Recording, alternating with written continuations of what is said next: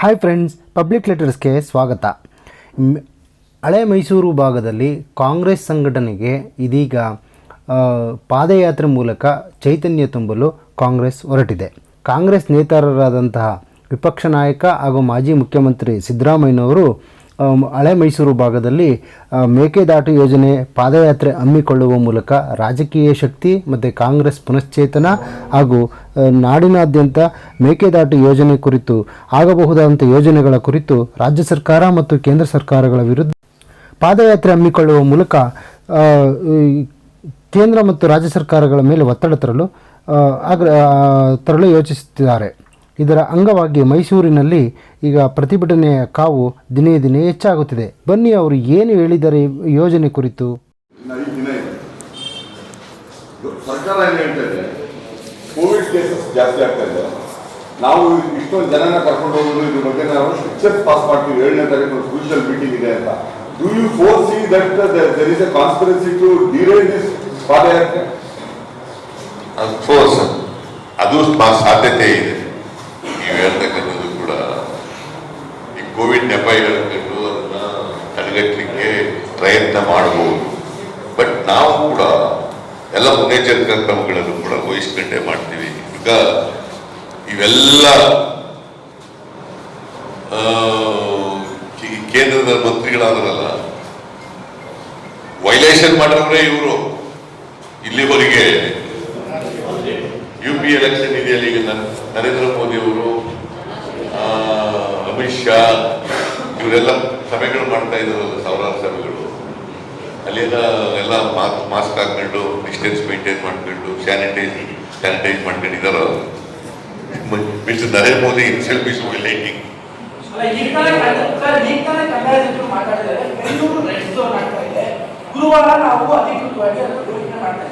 ಯಾರು ನೋಡಪ್ಪ, ಅವರು ಏನಾದ್ರು ಮಾಡ್ಕೊಳ್ಳಿ, ನಾವು ಮುನ್ನೆಚ್ಚರಿಕಾ ಕ್ರಮಗಳನ್ನು ಏನೇನು ತಗೋಬೇಕು, ಸುರಕ್ಷಾ ಕ್ರಮಗಳನ್ನು ತಗೊಂಡೇ ಮಾಡ್ತೀವಿ.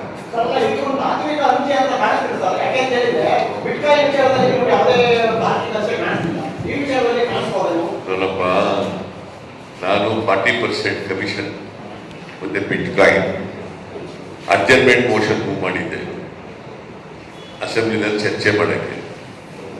ಅದು ಶುಕ್ರವಾರ ಮೂವ್ ಮಾಡಿದೆ, ಶನಿವಾರ ನಾನು ಇನ್ನೊಂದು ವಾರ ಮುಂದಕ್ಕೆ ಹಾಕ್ರಿ ಅಸೆಂಬ್ಲಿನ. ಬಿಕಾಸ್ ನಾವು ಪ್ರಯಾರಿಟಿ ಮೇಲೆ ಯಾರು ತಗೋತಾ ಇದ್ದೀವಿ. ಮಧ್ಯದಲ್ಲಿ ಮತಾಂತರ ತಂದ್ಬಿಟ್ಟು ಅದೊಂದು ದಿನ ಕೊಟ್ಟಾಯ್ತು. ಒಂದು ವಾರ ಮುಂದಕ್ಕೆ ಹಾಕ್ರಿ, ಇವೆಲ್ಲ ಬಿಟ್ಕಾಯಿನು 40% ಕಮಿಷನ್ ಇವೆಲ್ಲ ಚರ್ಚೆ ಮಾಡಬೇಕು. ಮುಂದಕ್ಕೆ ಹಾಕಕ್ಕೆ ತಯಾರಾಗ್ತಿಲ್ಲ government. How can we discuss? ನಾನು ಅಡ್ಜರ್ಮೆಂಟ್ ಮೋಷನ್ ಕೊಟ್ಟಿದ್ದೇನೆ ಗುರುವಾರ, ಶುಕ್ರವಾರ ಬರಬೇಕಾಗಿತ್ತು, ತರಲೇ ಇಲ್ಲ ಅಜೆಂಡಾದಲ್ಲಿ. ಪ್ರಶ್ನೆ ಮಾಡಿ ಕ್ಲಿಯರ್ ಆಗಿದೆ. ಅವ್ರ ಪ್ರಶ್ನೆ ಇರೋದು, ವಿಲ್ ಯು ಟೇಕ್ ದಿಸ್ ಪಾದಯಾತ್ರೆ ಟು ಯರ್ ಲಾಜಿಕಲ್ ಎಂಡ್ ಅಂತ ಅವ್ರ ಪ್ರಶ್ನೆ ಇರೋದು. ಅದನ್ನೇ ಹೇಳದ್ದು, ನಾವು ಇದನ್ನ ಲಾಜಿಕಲ್ ಎಂಡ್ ತಗೊಂಡು ಹೋಗ್ಲಿಕ್ಕೆ in the interest of the people of Karnataka, not with any political gain or political loss. Sir, BJP ಮತ್ತೆ JDS ನ ಅಟ್ಯಾಕ್ ಮಾಡಿದ್ರೆ ಅಷ್ಟೊಂದು ಲಾಭ ನಷ್ಟ ಪ್ರಶ್ನೆ ಇದೆ. BJP ಮತ್ತು JDS ಈ ಪಾದಯಾತ್ರೆ ಅಟ್ಯಾಕ್ ಮಾಡ್ತಾರೆ ನೋಡ್ತಾ ಇದ್ರೆ ಇಷ್ಟೊಂದು ಲಾಭ ನಷ್ಟ ಲೆಕ್ಕಾಚಾರ ಇದೆ. ಅವ್ರಿಗೆ ಲಾಭ ಲೆಕ್ಕ ನಮಗೆ ರಾಜ್ಯದ ಹಿತ ಮುಖ್ಯ, ಜನರ ಹಿತ. ಅವರು ಪೊಲಿಟಿಕಲ್ ಲಾಭ ನಷ್ಟ ಲೆಕ್ಕ. ಎಸ್ಪೆಷಲಿ JDS ಅವರ ಅಟ್ಯಾಕ್ ಜಾಸ್ತಿ ಆಗ್ತಾ ಇದೆ. JDS ಅದಕ್ಕೆ ಹೇಳುತ್ತೆ, ನಮಗೆ ಹತಾಶರಾಗಬೇಕು. ಯಾಕಂದ್ರೆ ನಿನ್ನೆ ನಮ್ಮ ಲಕ್ಷ್ಮಣ್ ಅವರು ಹೇಳಿದ್ದಾರೆ, what is their contribution for the irrigation project in Karnataka. ನೀವು ಈ ಥರ ಅಟೆಂಡ್ ಆಗಿರ್ತೀರಲ್ವ, ಅಲ್ಲಿ ಕ್ಲಾರಿಫಿಕೇಶನ್ ಕೇಳ್ತಿರಲ್ಲ, ನನಗೆ ಯಾಕೆ ಕೇಳ್ತೀವಿ? ನಾವೇ ಹೇಳೋದು, ಅವ್ರು ಹೇಳೋದು. ಸರ್, ತಮಿಳುನಾಡಲ್ಲಿ 3,300 ಕೋಟಿ ಖರ್ಚು ಮಾಡಿ ಯಾವುದೇ ಗ್ರೀನ್ ಟ್ರಿಬ್ಯುನಲ್ ಪರ್ಮಿಷನ್ ತಗೊಂಡೆ ಕರ್ನಾಟಕ ವಿರೋಧ ಇದ್ರೇನು ಕೃಷ್ಣಗಿರಿ ಮತ್ತು ಧರ್ಮಪುರಿಗೆ ನೀರು ತಗೊಂಡೋಗಿದ್ದಾರೆ. It has been executed. Why is that? From Hogenakkal ಅವ್ರು ತಗೊಂಡೋಗಿದ್ರು. ನೀವು ಯಾಕೆ ತಡ ಆಗ್ತಾ ಇದೆ ಅಂತ ಪೊಲಿಟಿಕಲ್ ಬಿಲ್ ಅವರಿಗೆ ಇಲ್ಲಿವರೆಗೆ ಕಾವೇರಿ ಡಿಸ್ಪ್ಯೂಟ್ ಇಟ್ಕೊಂಡು ರಾಜಕೀಯ ಮಾಡ್ತಾ ಇದ್ರು. ಈಗ ಮೇಕೆದಾಟು ಯೋಜನೆ ಇಟ್ಕೊಂಡು ಮಾಡ್ತಾ ಇದ್ದೀವಿ. ನಾವು ಆ ಥರದವರಲ್ಲ. ತಮಿಳುನಾಡು ಕೂಡ ನಮ್ಮ ದೇಶದಲ್ಲೇ ಇರೋ ರಾಜ್ಯ, ಅದು ಕೂಡ. ಆದರೆ ನಮ್ಮ ಹಕ್ಕನ್ನ ಬಿಟ್ಕೊಡ್ಬಾರ್ದು, ನಮ್ಮ ಜನರಿಗೆ ಅನ್ಯಾಯ ಆಗಬಾರ್ದಾಗಿ ನೋಡ್ಕೋಬೇಕು ಅಂತ ರಾಜ್ಯ ಸರ್ಕಾರವಾಗಿ. ನಮ್ಮ ನೀರಿನ ಹಕ್ಕನ್ನ ನಾವು ಪಡ್ಕೋಬೇಕು, ನಮ್ಮ ರೈತರಿಗೆ ನೀರನ್ನ ಕೊಡ್ತಕ್ಕಂಥ ಕೆಲಸ ನಾವು ಮಾಡಬೇಕು. ಅದಕ್ಕೆ ನಾವು ಫೈಟ್ ಮಾಡ್ತೀವಿ. ಅದು ಬಿಟ್ಬಿಟ್ಟು ಅನಗತ್ಯವಾಗಿರ್ತಕ್ಕಂಥ ವಿಚಾರಗಳನ್ನೆಲ್ಲ ಫೈಟ್ ಮಾಡ್ತೀವಿ. ರಾಜ್ಯ ರಾಜಕಾರಣದ ವಿದ್ಯಮಾನಗಳೆಲ್ಲ ನೋಡಿದ್ರೆ ಅವರಿಗಿಂತ ಮುಂಚೆನೆ ಅಸೆಂಬ್ಲಿ ಎಲೆಕ್ಷನ್ ಬಂದ್ಕೊಡ್ಬೋದು ಅಂತ ಅನ್ಸುತ್ತೆ. ನನ್ಗೆ ಗೊತ್ತಿಲ್ಲ, ನಿನಗೆ ಹೋಗಿ ಯಾಕಂದ್ರೆ ಎಲ್ಲರೂ ನೋಡಿದ್ರೆ ಅದೇ ತರ ಅನ್ಸುತ್ತೆ. ನಿನಗೆ ಬಂದು ಅನ್ಸುತ್ತೀನಮ್ಮ, ಅಲ್ಲ, ನಿಮ್ಮ ಉತ್ಸಾಹ ಕಾಣ್ತಾ ಇದೆ ಅಂತ. ನಿನಗೆ ಅನ್ಸಿದ ಮೇಲೆ ನಾನು ನೀನು ಬರ್ಕೋತಾಗಿ ನಿಮ್ಮ ಉತ್ಸಾಹ ಕಾಣ್ತಾ ಇದೆ ಅಂತ. ಎಲ್ಲರ ಉತ್ಸಾಹ ಕಾಣ್ತಾ ಇದೆ ಅಂತ. ಸರ್ ಶಿವಕುಮಾರ್ ಗೊತ್ತಿಲ್ಲ. ನಾನು ನೋಡಪ್ಪ, ಎಲೆಕ್ಷನ್ನು 23 ಇಸ್ವಿ ಏಪ್ರಿಲ್ ಬರಬೇಕು ಅನ್ನೋ ಅವರು ಕಚ್ಚಾಟದಿಂದ ಈಗ ಮುಖ್ಯಮಂತ್ರಿ ಬದಲಾವಣೆ ಮಾಡಬೇಕು ಅಂತ ಚರ್ಚೆ ನಡೀತಾ ಇದೆ. ಆ ಕಾರಣದಿಂದ ಮುಂಚಿತ ಬಂದ್ರೆ ನಾವು ತಯಾರಾಗಿದ್ದೀವಿ ಎಲೆಕ್ಷನ್ ಗೆಲ್ಲಿಸ್ಲಿಕ್ಕೆ. ಅವರಾಗಿ ಕಳ್ಕೊಂಡ್ರೆ ಅಧಿಕಾರ ಕಳ್ಕೊಂಡ್ರೆ ನಾವು ಈಗ ತಯಾರಾಗಿದ್ದೀವಿ. ನಾವಾಗಿದ್ದು ಸರ್ಕಾರನ ಮುಟ್ಟಕ್ಕೆ ಹೋಗಲ್ಲ, ಅಸ್ಥಿರಗೊಳಿಸಕ್ಕೆ ಹೋಗಲ್ಲ, ನಡೆಸ್ತಾರೆ. ಕಾಂಗ್ರೆಸ್ ಪಾರ್ಟಿ ಅವರು ಕೂಡ ಅಸ್ಥಿರ ಮಾತಾಡಲ್ಲ, ಮಾಡಕ್ಕೆ ಹೋಗಲ್ಲ.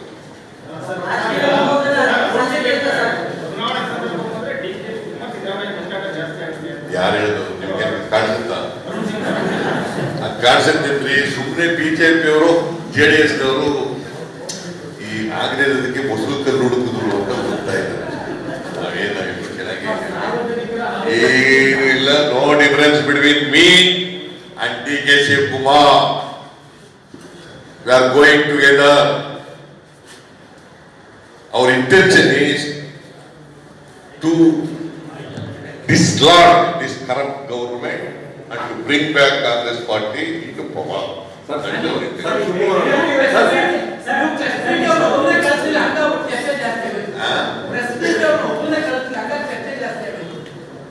ನೀವು ಸುಮ್ಮನಿರ್ಬೇಕಲ್ಲ, ಚರ್ಚೆ ಮಾಡ್ತಿದ್ರೆ. ಸರ್ ಶಿವಕುಮಾರ್ ಅವರಿಗೆ ಈಗ ಶಿವಕುಮಾರ್ ಸರ್ ಏನಂದ್ರೆ, ಈಗ ಮೈಸೂರು ಜಿಲ್ಲೆ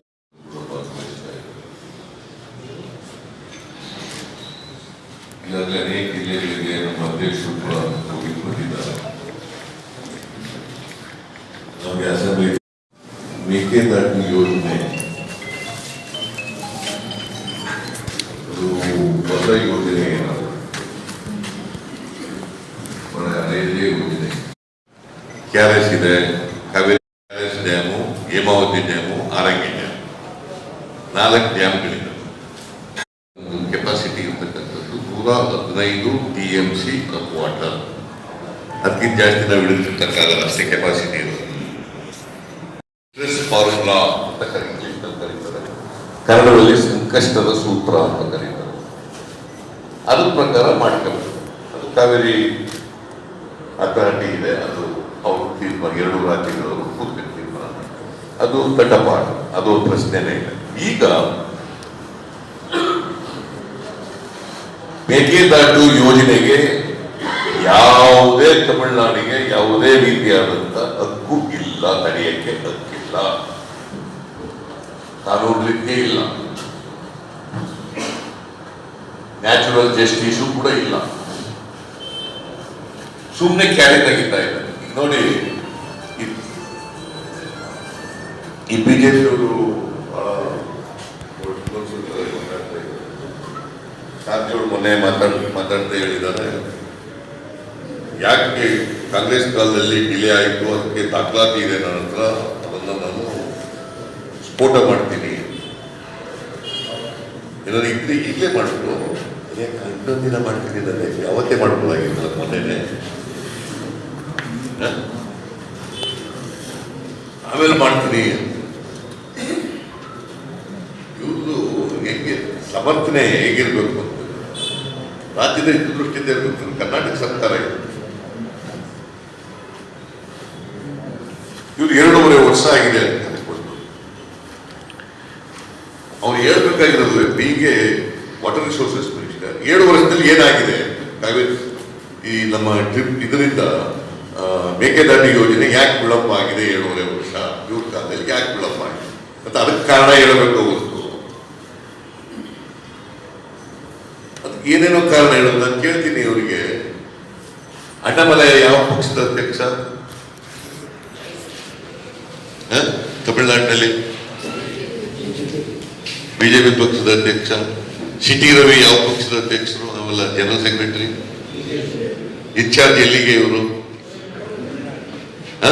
city Ravi incharge which state?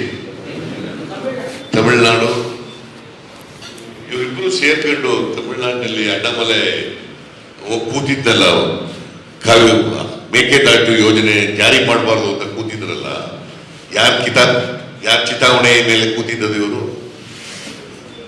ಬಿಜೆಪಿಯವ್ರಿಗೆ ಗೊತ್ತಿಲ್ಲೋ ಇದು? ಬಿಜೆಪಿ ನ್ಯಾಷನಲ್ ಪಾರ್ಟಿ ಗೊತ್ತಿಲ್ಲೋ ಇದು? ಬಿಜೆಪಿ ರಾಜ್ಯ ಪಾರ್ಟಿ ಗೊತ್ತಿಲ್ಲೋ ಇದು? their own president Mr. Annamalai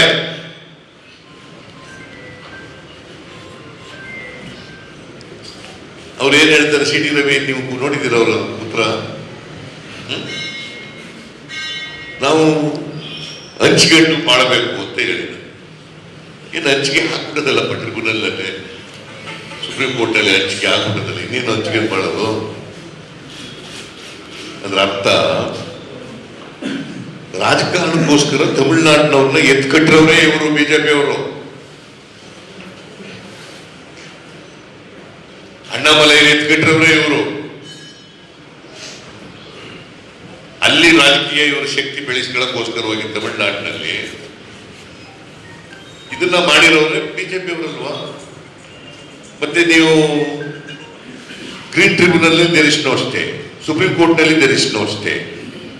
ನೀವು ಯಾಕೆ ಫಾರೆಸ್ಟ್ ಎನ್ವೈರನ್ಮೆಂಟ್ ಕ್ಲಿಯರೆನ್ಸ್ ಕೊಟ್ಟಿಲ್ಲ? ಫಾರೆಸ್ಟ್ ಕ್ಲಿಯರೆನ್ಸ್ ಕೊಟ್ಟಿಲ್ಲ 7.5 ವರ್ಷದಿಂದ. ನರೇಂದ್ರ ಮೋದಿ ಅವರು ಪದೇ ಪದೇ ಹೇಳ್ತಾರೆ ಡಬಲ್ ಇಂಜಿನ್ ಸರ್ಕಾರ, ಡಬಲ್ ಇಂಜಿನ್ ಸರ್ಕಾರ, ಡಬಲ್ ಇಂಜಿನ್ ಸರ್ಕಾರ. ವೈ ಯಾಕೆ ಕೊಟ್ಟಿಲ್ಲ ಹೇಳಿ? ನೀವು ಯಾಕೆ ಕೂತ್ಕೊಂಡು ಹೋಗಿ ಮಾಡಿಸ್ಕೊತಿಲ್ಲ? 25 ಜನ MP ಗಳಿದ್ದಾರೆ, ಮುಖ್ಯಮಂತ್ರಿ ಇದ್ದಾರೆ. ಯಾವತ್ತಾರು ಒಂದು ದಿನ ಮೇಕೆದಾಟು ಯೋಜನೆ ಕ್ಲಿಯರ್ ಮಾಡ್ರಿ ಅಂತ ಹೇಳಿದಾರ? ಯಾವತ್ತಾರ ಒತ್ತಾಯ ಮಾಡಿದಾರ? What does it show?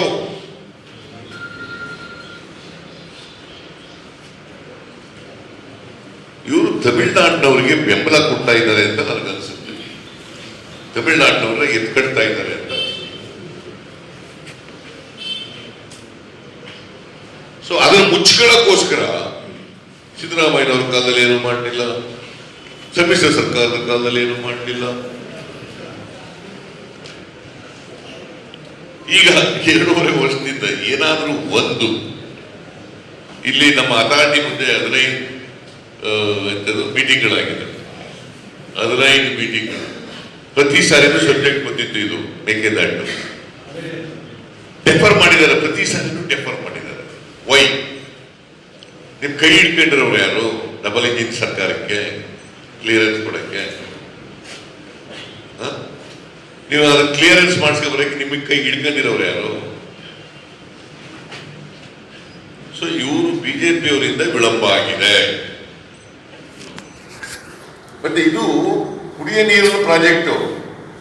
It is not an irrigation project ಅಲ್ಲ, it is only drinking water project. Bengaluru ನಗರದಲ್ಲಿ ಇವತ್ತು ಕೂಡ 30%ಗಿಂತ ಹೆಚ್ಚು ಜನರಿಗೆ ಕಾವೇರಿ ನೀರು ಕೊಡಕ್ಕಾಗಿಲ್ಲ. ಬೆಂಗಳೂರು ಸುತ್ತಮುತ್ತ ಪ್ರದೇಶಗಳಿಗೆ ಕೊಡಕ್ಕಾಗಿಲ್ಲ. ಅಫ್ಕೋರ್ಸ್ ವಿದ್ಯುತ್ ಶಕ್ತಿನೂ ಕೂಡ ತಯಾರು ಮಾಡಬೇಕು ಅನ್ನೋದು ಬ್ಯಾಲೆನ್ಸಿಂಗ್ ನಮ್ಮ ಕರ್ನಾಟಕ, ನಮ್ಮ ಪ್ರಾಂತ್ಯದಲ್ಲಿ, ನಮ್ಮ ರಾಜ್ಯದಲ್ಲಿ ಮಾಡ್ತಾ ಇರ್ತಕ್ಕಂಥ ಪ್ರಾಜೆಕ್ಟ್. ತಮಿಳುನಾಡಿಗೂ ಸಂಬಂಧ ಇದೆ. ನಾವು ವಿದ್ಯುತ್ ಶಕ್ತಿ ಉಪಯೋಗಿಸ್ಕೊತೀವಲ್ಲ, ವಿದ್ಯುತ್ ಶಕ್ತಿ ತಯಾರು ಮಾಡಕ್ಕೆ ನೀರು ಬಳಸ್ಕೊತೀವಲ್ಲ, ಆ ನೀರು ಬಳಸ್ಕೊಂಡ್ಮೇಲೆ ಎಲ್ಲಿ ಹೋಯ್ತದೆ? ನಾವೇ ತಮಿಳುನಾಡಿಗೆ ಹೋಗ್ತದೆ. ಮಾರ್ಚ್, ಏಪ್ರಿಲ್, ಮೇ ತಿಂಗಳಲ್ಲಿ 3 ತಿಂಗಳು ಮಳೆಗಾಲ ಇರಲ್ಲ. ಆಗ್ಲೂ ನೀರು ಬಿಡಬೇಕು ನಾವು ತಮಿಳುನಾಡಿಗೆ. ಆ ಕಾಲದಲ್ಲಿ ನಮ್ಮ ರಿಸರ್ವಾಯರ್ಗಳಲ್ಲಿ ನೀರಿರಲ್ಲ. KRS ನಲ್ಲಿ ನೀರಿರಲ್ಲ, ಕಬಿನಿನಲ್ಲಿ ನೀರಿರಲ್ಲ, ಅರಂಗಿಲ್ ನೀರಿರಲ್ಲ, ಹೇಮಾವತಿಯಲ್ಲಿ ನೀರಿರಲ್ಲ. ಆಗ ಇಲ್ಲಿ ನಾವು 66 TMC ನೀರನ್ನು ಶೇಖರಣೆ ಮಾಡ್ಕೊಂಡಿರ್ತೀವಿ ಮಳೆಗಾಲದಲ್ಲಿ. ಅಲ್ಲಿ ನೀರಿರ್ತದೆ. ನಮಗೆ ಅಲ್ಲಿ ಕೊಡ್ಲಿಕ್ಕೆ ನೀರು ತೊಂದರೆ ಆದರೆ ಇಲ್ಲಿ ನೀರು ಬಿಡ್ತೀವಿ ತಮಿಳುನಾಡಿಗೆ. ತಮಿಳುನಾಡಿಗೆ ಅನುಕೂಲ ಆಗುತ್ತೆ. ಜೊತೆಗೆ ನಮ್ಮಲ್ಲಿ ಇರ್ತಕ್ಕಂಥ ನಮ್ಮ ಜಲಾಶಯಗಳಲ್ಲಿ ನೀರನ್ನ ಚಾಮರಾಜನಗರಕ್ಕೆ, ಮೈಸೂರಿಗೆ, ಹಾಸನಕ್ಕೆ, ತುಮಕೂರಿಗೆ, ಮಂಡ್ಯಕ್ಕೆ ಈ ಭಾಗಗಳೆಲ್ಲ ನಾವು ನೀರಾವರಿಗೆ ನೀರು ಕೊಟ್ಟಕ್ಕಾಗುತ್ತೆ, ಕುಡಿಯ ನೀರು ಕೊಟ್ಟಕ್ಕಾಗ್ತದೆ, ಕುಡಿಯ ನೀರು ಕೊಟ್ಟಾಗ. It is mainly drinking water project. It's a project. I am making it very, very clear. ಇದು ಒಂದು ಬ್ಯಾಲೆನ್ಸಿಂಗ್ ಜಾಗ. ಮಳೆಗಾಲದಲ್ಲಿ ಇಲ್ಲಿ 60 ಪ್ರವಾಹ ಬಂದಾಗ 66 TMC ನೀರು ಶೇಖರಣೆ ಮಾಡ್ತೀವಿ. 400 ಮೆಗಾವ್ಯಾಟ್ ವಿದ್ಯುತ್ ಅನ್ನು ಉತ್ಪಾದನೆ ಮಾಡ್ತೀವಿ. ಅದು ನಮಗೂ ಬಳಕೆ ಆಗ್ತದೆ. ಬೆಂಗಳೂರು ನಗರಕ್ಕೆ ಕುಡಿಯ ನೀರು ಕೊಡ್ತೀವಿ. ಬೆಂಗಳೂರು ನಗರ ಇವತ್ತು ಅಂತಾರಾಷ್ಟ್ರೀಯ ಮಟ್ಟದಲ್ಲಿ ಖ್ಯಾತಿ ಇರ್ತಕ್ಕಂಥ ನಗರ. ಜಗತ್ತಿನ ಎಲ್ಲ ಭಾಗದವರು ಕೂಡ ಬಂದು ಇಲ್ಲಿ ಇನ್ವೆಸ್ಟ್ ಮಾಡ್ತಾರೆ, ಇಲ್ಲಿ ವಾಸ ಮಾಡ್ತಾರೆ. ಕರ್ನಾಟಕದ ಎಲ್ಲ ಜನರು, ದೇಶದ ಎಲ್ಲ ಜನರು ಕೂಡ ಇಲ್ಲಿ ಬಂದು ವಾಸ ಮಾಡ್ತಾರೆ. ಅವ್ರಿಗೆ ಶುದ್ಧವಾದಂಥ ಕುಡಿಯ ನೀರು ಈ ರಿಸರ್ವರ್ ಆಗೋದ್ರಿಂದ 50 ವರ್ಷಗಳವರೆಗೆ ಬೆಂಗಳೂರು ನಗರಕ್ಕೆ ಕುಡಿಯ ನೀರು ತೊಂದರೆ ಇರಲ್ಲ.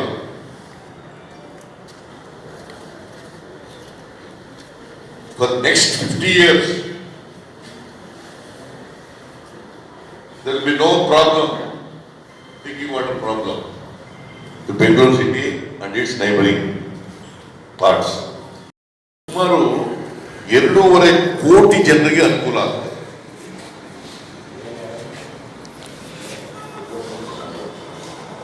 ಇದನ್ನ ಈ ಸರ್ಕಾರ ಯಾವುದೇ ಅಡಚಣೆ ಇಲ್ಲ, ಲೀಗಲ್ ಅಡಚಣೆ ಇಲ್ಲ, ತಮಿಳುನಾಡಿನವರಿಗೆ ಹಕ್ಕಿಲ್ಲ, ಇಂಥವರಲ್ಲಿ 2.5 ವರ್ಷದಿಂದ ಇವರು ನಿದ್ರೆ ಮಾಡ್ತಾ ಇದ್ದಾರಲ್ಲ. Why? As opposition party, main opposition party, can we keep quite?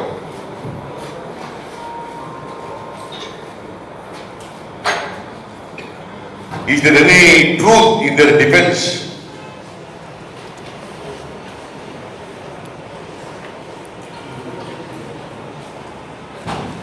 ಅವ್ರ ತಪ್ಪನ್ನ ಉಳುಕನ್ನ ಮುಚ್ಕೊಳ್ಳಿಕ್ಕೋಸ್ಕರವಾಗಿ ಈ ತರದ ಡಿಫೆನ್ಸ್ ಅನ್ನ ಹೇಳ್ತಾ ಇದ್ದಾರೆ. ಏನು ಮಾಡಿಲ್ವಲ್ಲ, ಅಲ್ಲಿ ಕೇಂದ್ರದವರು ಅವ್ರ ಪಕ್ಷದವ್ರನ್ನ ಎತ್ಕಟ್ಬಿಟ್ಟು ಅಲ್ಲಿ ಇದು ಮಾಡಿಸ್ತಾ ಇದ್ದಾರೆ, ಧರಣ ಮಾಡಿಸ್ತಾ ಇದ್ದಾರೆ ಅಣ್ಣಾಮಲೈ ಕೈಲಿ.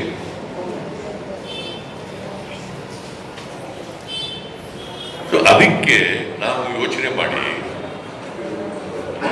ಸಿಟಿ ರವಿ ಇನ್ಚಾರ್ಜ್ ಇರೋದಲ್ಲಪ್ಪ, ಅವ್ರು ಮಾಡಿ ಅವರು ತಮಿಳುನಾಡನ್ನೇ ಸಮರ್ಥನೆ ಮಾಡ್ತಿದ್ದಾರೆ. ಅವರು ನೋ ಈಸ್ ಫ್ರಮ್ ಕರ್ನಾಟಕ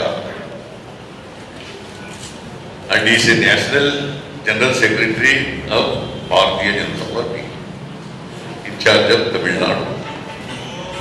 ಅವ್ರನ್ನ ಕರ್ನಾಟಕದವರಾದ್ರೂ ಕೂಡ ಕರ್ನಾಟಕ ಬಿಟ್ಟು ತಮಿಳುನಾಡು ಡಿಫೆಂಡ್ ಮಾಡ್ಕೊತಾ ಇದ್ದಾರೆ. ಸೊ ಭಾರತೀಯ ಜನತಾ ಪಕ್ಷದ ಸರ್ಕಾರ since 2.5 years they have miserably failed. Not only failed, ಅವರು ತಮಿಳುನಾಡಿನವರಿಗೆ ಒಂಥರ ಪರೋಕ್ಷವಾಗಿ ಸಪೋರ್ಟ್ ಮಾಡ್ಕೊಂಡು ಬರ್ತಾ ಇದ್ದಾರೆ. ಯಾರಿಗೆ ಸಪೋರ್ಟ್ ಮಾಡ್ತಾ ಇರೋದು? ಹಕ್ಕೇ ಇದೆ ಅಂತಕ್ಕಂಥವ್ರಿಗೆ ಸಪೋರ್ಟ್ ಮಾಡ್ಕೊಂಡು. ಅವರು ತಮಿಳುನಾಡಿನವರು ರಾಜಕೀಯ ಕಾರಣಕ್ಕೋಸ್ಕರ ಖ್ಯಾತಿ ತೆಗಿತಾ ಇದ್ದಾರೆ. ಇದನ್ನ ಇಂಪ್ಲಿಮೆಂಟ್ ಮಾಡಿಯಪ್ಪ, ಏನೂ ತೊಡಕಿಲ್ಲ ನಿಮಗೆ ಅಂತ ನಾವು ಹೇಳ್ತಾ ಬಂದಿದ್ದು, ಕೇಳಿಲ್ಲ. ಈಗ ಪಾದಯಾತ್ರೆ ಮೂಲಕ ನಾವು ನಮ್ಮ ಪ್ರೊಟೆಸ್ಟ್ ಅನ್ನ ರಿಜಿಸ್ಟರ್ ಮಾಡ್ತಾ ಇದ್ದೀವಿ. ಅದಕ್ಕೆ 9ನೇ ತಾರೀಕಿನಿಂದ 19ನೇ ತಾರೀಕಿನವರೆಗೆ 160 ಕಿಲೋಮೀಟರ್ ಪಾದಯಾತ್ರೆಯನ್ನ ಮಾಡ್ತಾ ಇದ್ದೀವಿ. ಪಾದಯಾತ್ರೆ ಮಾಡೋದು ಗಿಮಿಕ್ ಅಲ್ಲ. ಹಾಗಾದ್ರೆ ಅದ್ವಾನಿ ಪಾದಯಾತ್ರೆ ಮಾಡಿ, ಇದು ರಥಯಾತ್ರೆ ಮಾಡೋದ್ರಲ್ಲ ಏನಂತ ಕರೆಯೋದು? ಅದನ್ನ ಬಾಬರಿ ಮಸೀದಿ ಇಶ್ಯೂಸ್ ಬಗ್ಗೆ ರಥಯಾತ್ರೆ ಮಾಡೋದ್ರಲ್ಲಿ ಏನಂತ ಕರೆಯೋದು? ಮಂಡಲ್ ಕಮಿಷನ್ ವರದಿ ವಿರೋಧ ಮಾಡಿ ರಥ ಮಾಡುವುದಲ್ಲ, ಅಥವಾ ನೀವು ರಥೇನಂತ ಕರೆಯಿರಿ.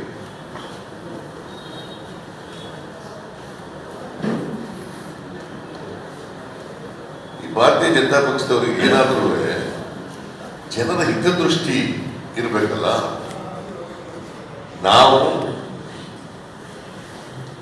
ನಾವೊಂದು ಪೊಲಿಟಿಕಲ್ ಪಾರ್ಟಿ ಅದು ಬೇರೆ ವಿಚಾರ, but it is our responsibility and duty to press for the early implementation ಅಂತ Mekedatu project. Is a main opposition party in Karnataka. Is our duty, ಮಾಡ್ತಾ ಇದ್ದೀವಿ.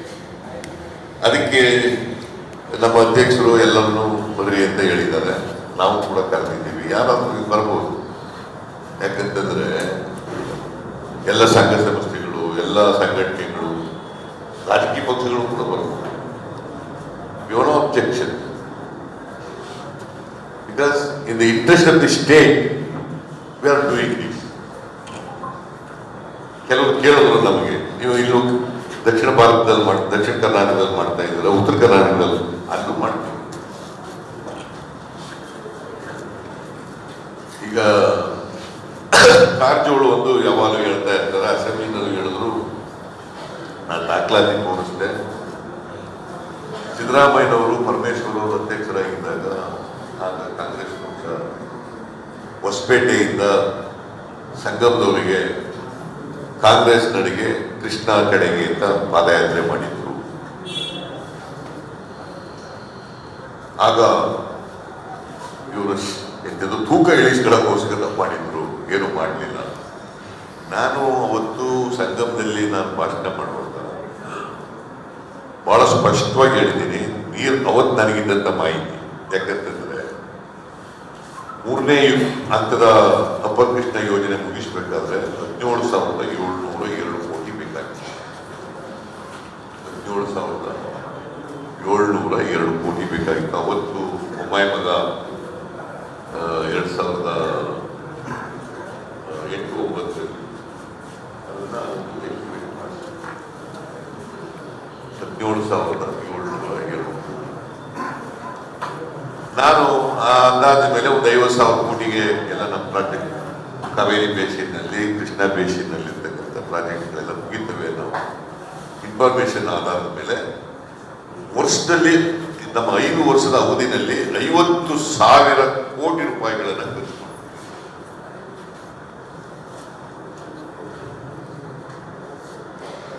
ಪ್ರತಿ ವರ್ಷ 10,000 ಕೋಟಿ ಖರ್ಚು ಮಾಡ್ತೀವಿ. ಅದೆಲ್ಲ ಪರಮೇಶ್ವರ ಭಾಷಣ ಮಾಡಿದ್ರು ಅಂತ ಹೇಳೋದು ಒಂದು ಕಾಪಿ ಇಟ್ಕೊಂಡ್ರು ಭಾಷಣ ಮಾಡೋಕ್ಕಾಗಿಲ್ಲ. ನಾನು ಮ್ಯಾನಿಫೆಸ್ಟೋದಲ್ಲಿ ಹೇಳಿರೋದು, ಅದಾದ್ಮೇಲೆ ಮ್ಯಾನಿಫೆಸ್ಟೋದಲ್ಲಿ ಬರೆದಿದ್ದೀವಿ ನಾವು.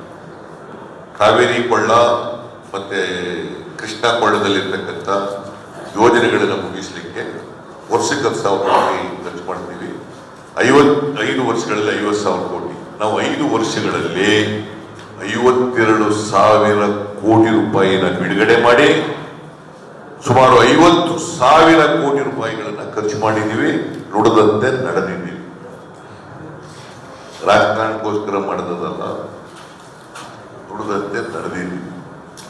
ಬೇಕಾದ್ರೆ ನಿಮಗೆ ಮ್ಯಾನಿಫೆಸ್ಟೋ ಕಾಪಿ ಬೇಕಾದ್ರೆ ಕೊಡ್ತೀನಿ. ನಾವು ಏನು ಹೇಳಿದ್ದು ಈ ಕಾರಜೋಳವರು ಯಾಕೆ ಸುಳ್ಳು ಹೇಳ್ತಾರಪ್ಪ ನನಗಂತೂ ಗೊತ್ತಿಲ್ಲ. I don't know. ಈಗಲೂ ಅದು ಯಾವ್ದು ದಾಖಲಾತಿ ಇದೆ, ಬಿಡ್ತೀನಿ. ಯಾಕಪ್ಪ ಬಿಡ್ಬಿಡೋದಾಗ ಏನಾದ್ರು ಗೊತ್ತಾಗ್ಬೇಕು.